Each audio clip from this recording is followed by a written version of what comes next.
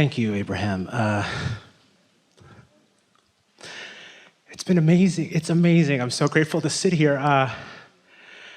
You sort of exploded into that moment. There was something about what just happened that got your juices flowing. Let's talk about it. So I've been meditating regularly. I found you and been listening like nonstop on YouTube. It's amazing to see you moving. It's not a photo of a landscape. And I'm so thankful because I know that with my gratitude, so much more is coming in. And yeah. The better you feel, the better it gets. The better it gets, the better you feel. And I cry, and it's just my body is like receiving. You know what that is? That's opening the valve. That crying is the relief that you're feeling as you're letting go of resistance, and the natural energies are being allowed by you to flow. Yeah. I did a 14-year marriage, and I sat in the car driving going, God, I need a sign. I'm doing the work. Do I stay? Do I leave? You know, a brick hit the windshield on my partner's side of the car. And I was afraid that, like, what does that mean? It wasn't a text that said stay or leave. It was just, you know, because I was afraid to own a bigger life. And now I am. And, you know, I put all these things on my vision board, and a bunch of them happened so quickly in my mind that I thought was so quick. Yeah. And they were like... A vision board's a sneaky way to let things happen because it feels like it's a game. And when you put things on it, it causes you to focus upon what you want, and then the universe kicks into high gear. And because you thought it was a game, you let them in. And then when you find the vision board buried behind the coats in the closet and you say, holy cow, everything on this vision board has happened. I was picking up pieces that fell off. I'm like, oh my God, that happened. Oh my God. And I got this, and there's this thing. So I want to stay in gratitude, this thing. And so from what you've heard, you came with some things going on, and then you listened intently as we've been talking here. And so at this moment in time, where do you want this conversation to go? In other words, where are you, and what do you want to profess from your now point of knowing? From my now point of knowing, I feel the part of, there's a story that wants to pinch because I want to complain that I got 2 covers of this major magazine or newspaper, but it wasn't exactly the thing I wanted, but I got the New York Times twice in like 2 weeks. And it's for transformational work I'm doing, and I'm also a comedian, and I wanted it to be like Tonight Show, you know?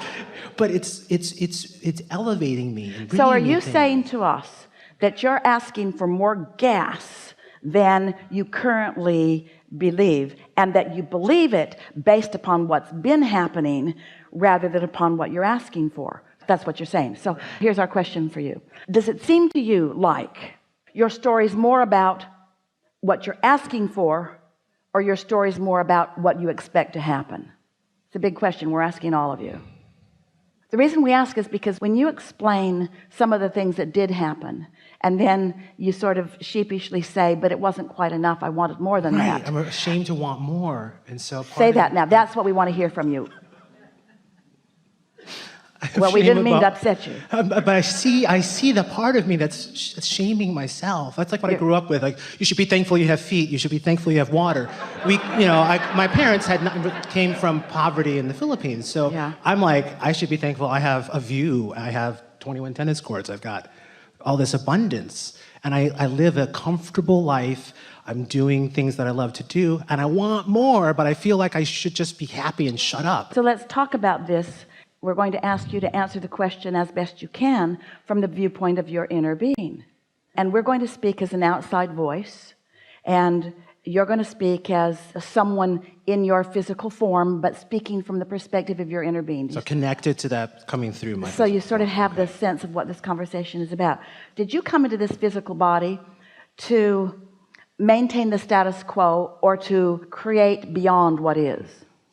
Way beyond. Did you come to regurgitate what other generations had created, or did you come to be a new generation? Yeah, new generation. Did you come to rendezvous with the thoughts of your ancestors, or to rendezvous with the thoughts of your current co-creative partners? Yeah, co-creative partners. Did you come into this physical experience understanding that what was already there would incite within you awareness of improvement, or did you expect your involvement in what is to make you want to hold back from improvement? Did you expect this life experience to cause you to have thoughts of expansion or to have thoughts of holding back? Expansion. Now you're speaking this from your physical perspective, but it certainly is what your inner being knows. When you came into this physical body, did you feel invincible or timid? In the body, I felt timid, but there's a part of... We're not talking to your body. We're asking you to look at it as best you can. We want you to extrapolate from what you know about your inner being to find these answers. Yeah, infinite. Did you expect when you came into this physical body to feel invincible or to feel timid? Invincible. When you came into this physical body, did you know your worthiness or did you come to prove it? Came to prove it. Right. Right. There's this conversation. What does your inner being say to you about it? Right. And what does, when you say I came to prove it, what does that feel like in your belly? I came to prove it? No, I came to live it. I came to be it. I came because I am it. And I came to live some diminishment in order to know that diminishment is not my path. I came as a leader of my people and lots of people's. I came to thrive, to teach through the clarity of my own example. I didn't come to cower and suffer and join the ranks of those who don't know. I came to thrive and prosper and be among the ranks of those who do know. I came to test the boundaries of the universe. I came to ask non-physical energy to flow in the direction of what I choose. That's how worthy I know myself to be. Yeah.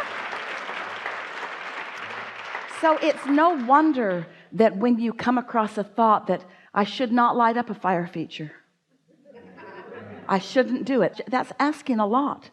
It's 20 feet long and the flames are this high. It's like Disneyland. Not really. It's just so beautiful and it wastes gas. Nobody's cooking over it. It's not warming anyone. It's just out there in the atmosphere. It's there for only one reason: my pleasure. Do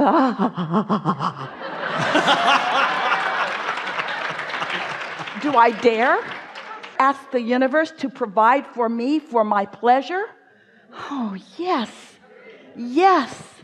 You are here for satisfaction. That's why all the contrast exists. That's why the new ideas are born. That's why the energy flows. That's how the universe expands. If it were not for your ability to compare and decide and desire, there would be nothing new that is moving and all would cease to be. You must continue to expand. It is your birthright. It is your responsibility. It is what you were born for.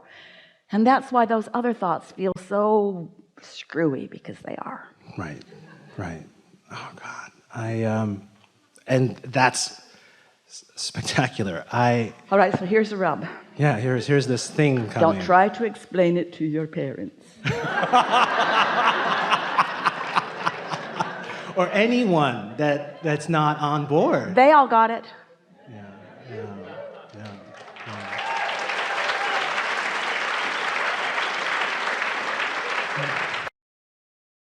So we want you to adapt to your own guidance system and to the feeling of satisfaction. We want you to begin to identify and isolate what the feeling of satisfaction feels like, so that you can tell when you're on the right track and when you're not. Because if there are so many people clamoring to get you to not turn on your fire feature, just don't turn it on.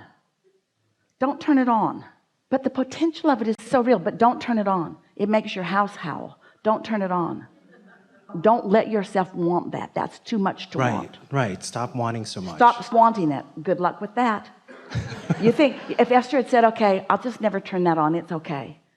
Every day she'd look out there and she'd think, you should be on fire. You just look stupid. You look like a flower bed with no flowers. Maybe I could take the lava rock out and the pipes out and put dirt in and put flowers in it. Not now I've seen fire. It's called a fire feature. It's not called a fireless feature. It's not called a takes too much gas feature. It's not a I settled feature. It's not a I'll settle for less than I desire feature. It's that I will live up to the potential of that which I am. And if this time-space reality has the wherewithal to give me a desire, it has the wherewithal to provide the resources for me to live it fully, and I deserve it.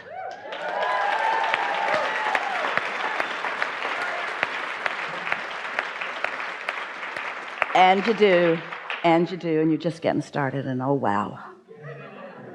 Enough? So this is a thing I think is in my shadow. How, in my new chapter, do I pursue relationships, whether they're casual? Do I create casual? Am I allowed to have casual relationships? Because now I feel like I'm clear. Everything that we just said to you, relationships is the only thing that's outside of that. You're allowed everything you want except with relationships.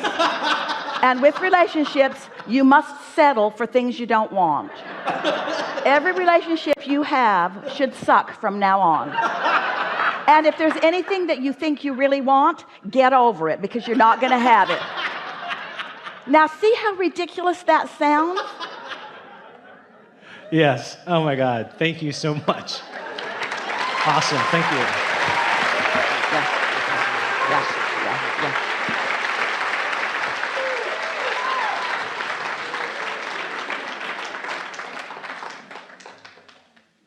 This is going to be brief. You want it? Didn't think so. Really brief? Yep, for really brief? Let's take a segment of refreshment. There's no point in you getting up here and feeling like we haven't answered your question, because we want to. So this is a good time for a segment of refreshment.